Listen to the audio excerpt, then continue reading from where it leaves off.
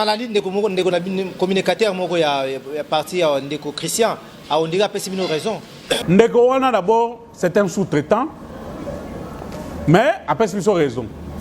Bossé mais alors c'est une raison lelo.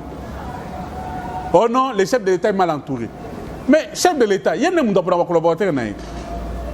S'il est mal entouré, il y a un monde qui soit collaborateur naïe. Voilà, vous avez vu Christian Bossé. Il y a un monde qui bien à Salaki émission d'un collègue de Israël Moutom. Alors lui, le chef de l'État est mal entouré. Mais la faute à qui? Au FCC. C'est le FCC qui bloque pour que le chef de l'État pour nos collaborateurs naïe. C'est Chadar qui bloque. Pour ça, Chadar bloque. C'est là la goule bloque. Qui bloque que le chef de l'État a un collaborateur à bien? C'est toujours Chadar. Naïb que Baba Ngaï, coup sur coup. C'est toujours Chadar qui bloque. Mais si un sous-traitant a un ici, tout ça est mis en garde. Christian Bosseme, Bisson a pu perdre ton message au fignaté.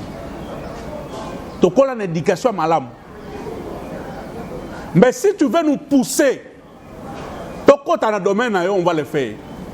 Kabila n'est pas ton ami. Israël Moutom pose la question à Christian Bosseme.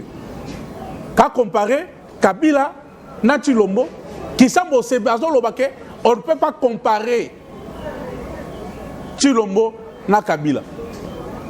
Parce que Zali ne toujours comparer gâteau nanier. C'est le terme qu'il a utilisé.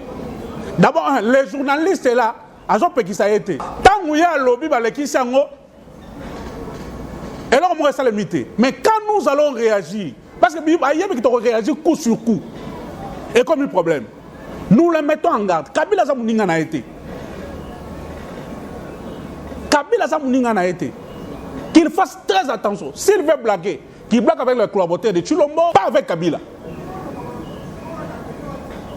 Pas avec Kabila, parce que nous le mettons en garde. Kabila Zamouninga n'a été. Il n'a pas le niveau de Kabila.